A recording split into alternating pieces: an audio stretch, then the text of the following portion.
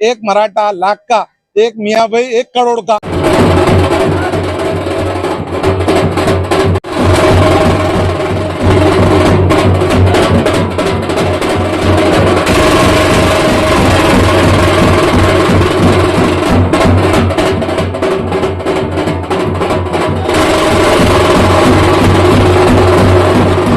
मैं फिरोज लाला अमजद बेग, हम हमारे उम्मीदवारों की डीडी और फॉर्म जमा करने गए थे।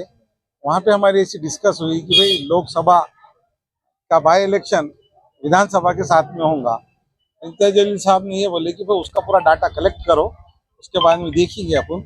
हमने वो पूरे 6 मतदार संघ के और पूरे 6 तालुकों के लोगों से उनसे पूरा डिटेल लेने के बाद में, पूरे यादा कलेक्ट करने के बाद में उनको बताया गया है कि भाई 6 मतदार संघ के अंदर हर समाज के 2 मराठा समाज, एक एससी समाज, एक बंजारा, एक ओबीसी और 2 मुस्लिम, ऐसा मिला कि अगर 6 ये और एक लोकसभा बाई इलेक्शन हम अगर से इसकी तैयारी करेंगे तो हर आदमी 2 वोट डालने का है। हमारे वोट भी ये होंगे और आप इंशाअल्लाह ताला यहाँ से कामयाब हो सकते हैं।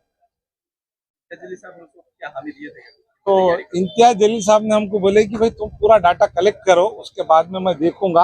अभी हमारी जो बातचीत है, हमको बताया नहीं गया था, वो उन्होंने हमारे से पूरा डाटा हमने कलेक्ट करके बता दिया उनको।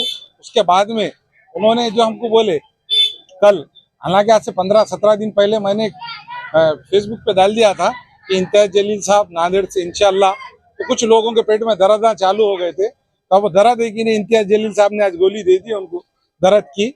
और हम इसलिए लड़े क्योंकि हमारे लोग को जब आलिम दीन ने सबने बोलने के बाद में हर पार्टी का आदमी एक जगह आकर लोकसभा को वोट दिए थे। अब तो भाई 99 की जगह 100 हो गए पक्ष पकड़ के, पर वो 100 भी एक ही मुंह पे उंगली रख के बैठ रहे।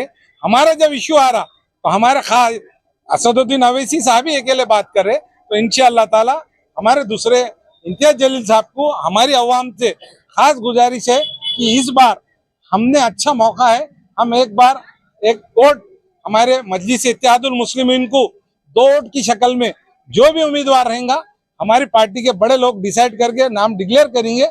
हमारे लिए बहुत मायने रखते हैं कि अल्लाह चाहे तो दोनों भी 2 लोकसभा, 1 लोकसभा और 2 विधानसभा, नांदेड़ उत्तर दक्षिण और दूसरे 4, इस तरीके के 6 विधानसभा में इसका फायदा भी होगा। और आने वाले दिन में हमारे 6 की 6 एमएलए कामयाब होंगे नांदेड़ से, और एक बाई इलेक्शन की लोकसभा की सीट भी कामयाब हो सकती है। आपकी उम्मीदवारी को लेकर आपकी क्या बात है? हम जो शुरुआती हुई तो हम फॉर्म भरने गए थे और डीडी जमा करने गए थे, वहां से ये चालू हुआ। तो इम्तियाज जलील साहब ने हमको जब बताया कि आप आपकी तैयारी से रहो और ये भी काम को लगे रहो, और इसका मैं डिटेल दूंगा। और आने वाले दिनों में कुछ बड़े लोग लीडर्स की ये रहती कि उनके मुंह से डिक्लेरेशन होना है, बस इतना ही है। हमको उम्मीद है हमारे कायद जो भी फैसला लेते, 5 साल से हम काम करते हुए आ रहे हैं और हम 17 दिन में आधा इलेक्शन जीते थे। अब आधा इलेक्शन 5 साल के अंदर मेहनत करके अवाम के बीच में रह के इंशाल्लाह कामयाब होंगे। और मुझे नांदेड़ के जिले की अवाम से खास गुजारिश है, इस बार मजलिस को 2 वोट देकर कामयाब कीजिए। इतना ही कहकर मैं अपनी बात को आप लोगों तक के मैसेज पहुंचाना है मेरा मकसद।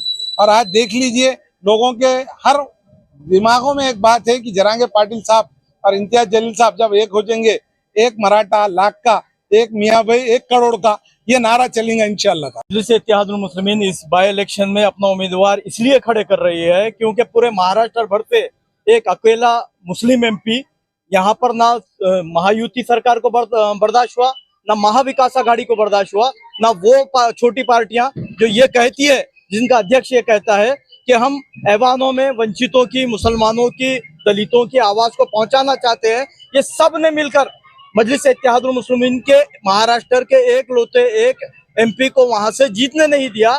तो हमारा जब ये पार्टियां जब इस तरह की साजिशें करती है, मेरा ये मानना है कि ये पूरी पार्टियों की अंदरूनी युति थी जो ये चाहते थे कि इम्तियाज जलील जैसा एक होनहार कायद जिसको सियासी बसीरत है, जिसने पिछले 5 साल में अपने एमपी के दौर में बिना तफरीका वहां पर तरक्याती काम किए, 2014 में असेंबली का इलेक्शन लड़ा और 2019 में लोकसभा का इलेक्शन लड़के वहां पर तरक्याती काम किए।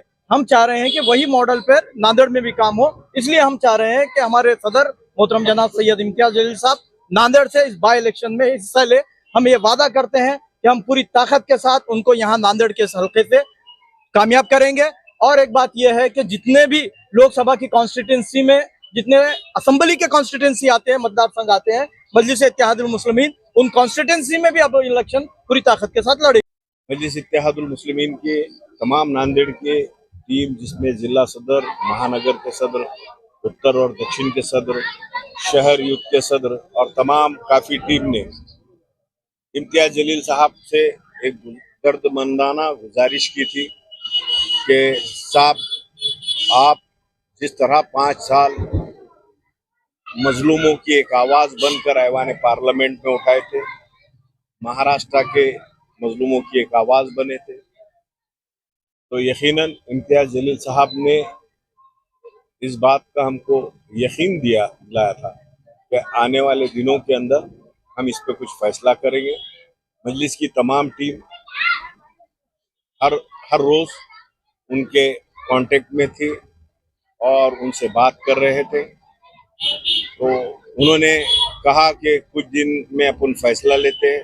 तो कल रात में ही हमने डिस्कशन किया था, हमने उनसे बात की थी, वापस हमने उनसे गुजारिश की। तो इम्तियाज जलील साहब ने कहा कि ठीक है, अब आप लोगों का फैसला है तो आप लोगों की जिद है। हमने ये भी कहा, असदुद्दीन अवैसी साहब को भी रिक्वेस्ट की, तो उनका ये कहना था कि इंशाल्लाह फिर आप लोग तय करिए। तो कल ही तमाम जिला और शहर के तमाम जिम्मेदारों की एक अहम मीटिंग हमने बुलाई थी, जिसमें सोशल मीडिया के जरिए हमने इस बात को वायरल किया था कि इम्तियाज जलील साहब नांदेड़ 2024 लोकसभा बाई इलेक्शन के इलेक्शन में हिस्सा लेंगे। तो आज उनकी प्रेस कॉन्फ्रेंस के जरिए उन्होंने ये बात का ऐलान भी किया कि मैं नांदेड़ लड़ूंगा। अल्हम्दुलिल्लाह, क्योंकि नांदेड़ ही वो सरजमीन, इनकलाबी सरजमीन है जिन्होंने मजलिस इत्तेहादुल मुस्लिमीन को, जिस तरह मजलिस इत्तेहादुल मुस्लिमीन तेलंगाना से निकल के अपने दायरे को वसी कर रही थी, तो शहर नांदेड़ से एक इनकलाब आया था। काफ़ी यहाँ पर हमको मजबूती के साथ सीटें भी मिली थी और अल्हम्दुलिल्लाह यहाँ पर मजलिस ताकतवर है। और गुज़िश्ता कुछ साल पहले अर्दापुर बल्दिया के इंतखाबात हुए, आप तमाम लोगों ने देखा था कि धन शक्ति और मन शक्ति की जो बात की जा रही थी, एक तरफ पालक मंत्री, उनके 3-3 एमएलए और 100 से जायद वहाँ पे कॉरपोरेटर, जिला परिषद के मेंबर्स, पैसे की पूरी ताकत लगाकर यही फर्जी महाविकास आघाड़ी ने ताकत लगाई थी। मगर अल्हम्दुलिल्लाह बैरिस्टर असदुद्दीन अवैसी साहब, अकबरुद्दीन अवैसी साहब, इम्तियाज जलील साहब के जो ख्यालात है, अवाम ने उसी ख्यालात को देखकर वहाँ बड़ी एक कामयाबी दी थी। तो इम्तियाज जलील साहब ने भी ये कहा था कि हम नांदेड़ लड़ने का तो तय कर रहे हैं, पर उसका लाए अमल क्या है। तो हमने यही कहा कि इम्तियाज जलील साहब, आप एक ऐसे रियासत महाराष्ट्र के मर्द मुजाहिद एक खासदार थे जिनको हराने के लिए फर्जी सेक्युलर पार्टियों ने भी और फिरका परस्त पार्टियों ने भी ताकतें लगाई। नताइज आप लोगों के सामने आया कि खुद को सेक्युलर कहने वाले फर्जी सेक्युलर पार्टियां, इन्होंने इम्तियाज जलील साहब को हराने में कोई कसर नहीं छोड़ी और वहां पर एक फिरका परस्त बीजेपी, शिंदे, शिवसेना और अजीत पवार गट, राष्ट्रवादी, ये मिलकर एक मर्द मुजाहिद को गिराने की कोशिश की। मुझे अल्लाह सुब्हान व तआला पे यकीन है कि इम्तियाज जलील साहब इस बार भारी अक्सरियत से नांदेड़ से जीत कर ऐवान पार्लियामेंट के अंदर जाएंगे। बस यही आप लोगों के चैनल के जरिए से और नांदेड़ के अवाम से एक अपील करता हूँ, गुजारिश करता हूँ। इम्तियाज जलील साहब एक सामान्य घराने से, सामान्य कुटुंब जिसको कहते हैं, जो प्रस्तापित नहीं है। नांदेड़ जिला हमेशा प्रस्तापितों के घर में सियासती रही है, उनके लीडर्स बने। मगर इम्तियाज जलील साहब एक सब समाज के, हर मजहब के मानने वाले, हर तबकात के लोगों को लेकर चलते, 18 पकड़ जाति के लोगों का काम करते। 5 साल में उन्होंने वही किया है जो मजलूमों की एक आवाज बनी है। तो मैं नांदेड़ की अवाम से ये गुजारिश करता हूँ कि इम्तियाज जलील साहब को कामयाब करने में आप शाहाना बशाना मजलिस इत्तेहादुल मुस्लिमीन को साथ दीजिए।